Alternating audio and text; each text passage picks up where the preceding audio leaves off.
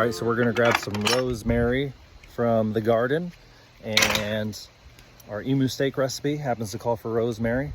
And so we have a rosemary plant here, and so many recipes call for rosemary. It's amazing, like pork and steak, and now emu, now that we're cooking emu steaks. And so it's in our kale garden, this little garden that's on the side of the house. And check out this rosemary plant.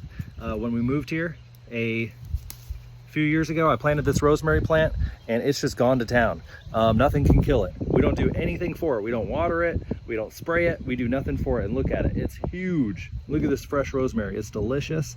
And the frost won't harm it. It's cold hardy. Frost, ice, snow doesn't kill it, bugs don't kill it, and it's a herb, so it's super healthy, full of antioxidants and all those phytonutrients and phytochemicals. Your herbs are super healthy. All right, we got the emu steaks here, and we did a reverse sear, which means that you start the steaks in the oven and then you sear them in the skillet. We got some rosemary that we picked from our garden, some garlic. Look at this big old emu steak. Oh wow. Yum. And then what we're gonna do is we're just gonna baste it, keep it moist. That means just take the fluid, just kind of dump it on it, keep it moist. Emu steaks, delicious. Wow. So with Is there bones in it? No, it's boneless. What you do with a reverse sear, you can do this with all kinds of steaks. It's just a cooking method, and you can do it with beef steaks and emu steaks too, where you cook it in the oven and then sear it.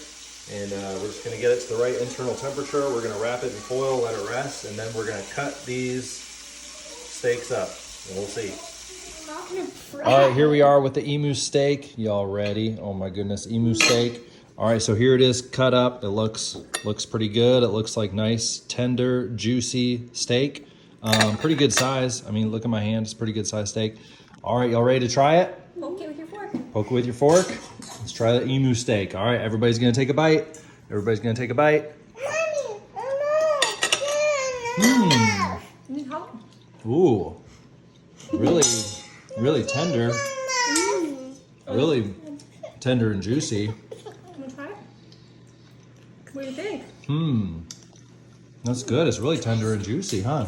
What do you think, Esther? It's yummy, and it's so yummy. What do you think, Jubilee? I said it's so yummy. Do you like it? What do you think, Mama? It gets yummy. It's good. And it's so yummy. Yeah, that's pretty good. Emu steak. It's good. It's really tender. Don't you think? It's really tender, really juicy. Man, And the seasoning. cut it with a fork almost. Daddy. Yum. You want more steak? What's that, Gabe? What do you want? More steak?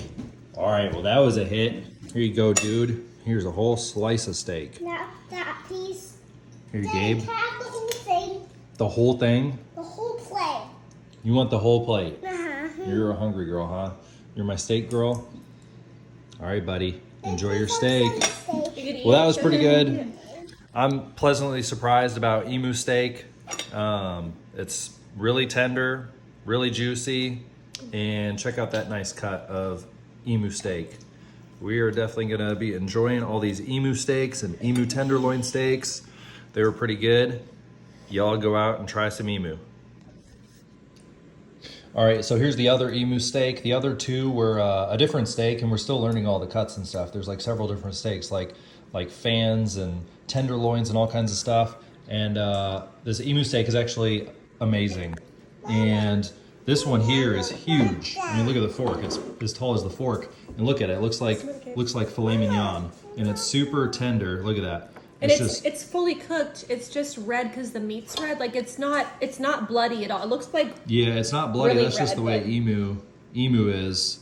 I honestly think this is probably one of my new favorite meats. Yeah, it's actually And it's super tasty. It's Esther's really, been chowing really down. You love it? Yeah. It is so good. It tastes like filet mignon. It's so soft and buttery, and like I have no problem like eating an emu because I would never get attached to an emu. Whereas like a bottle calf, you kind of get attached to them a little bit. But yeah, this right here, It's so it's good. like filet mignon. It's huge. It's juicy. It's tender. It's flavorful. We love it.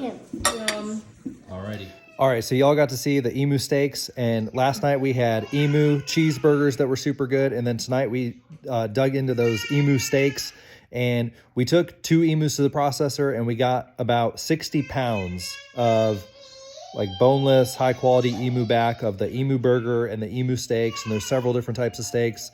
So you can check out our video on eating the emu cheeseburgers, which was pretty cool. And then those emu steaks, I'm telling you, they were juicy. They were like some of the nicest, tenderest beef steaks, comparable to the nicest, tenderest beef steaks that I've had.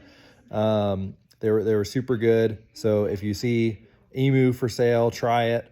But yeah, continue to watch us. We have 2 breeding pairs of emus that we have out on the homestead, and hopefully they're going to start laying eggs this coming fall.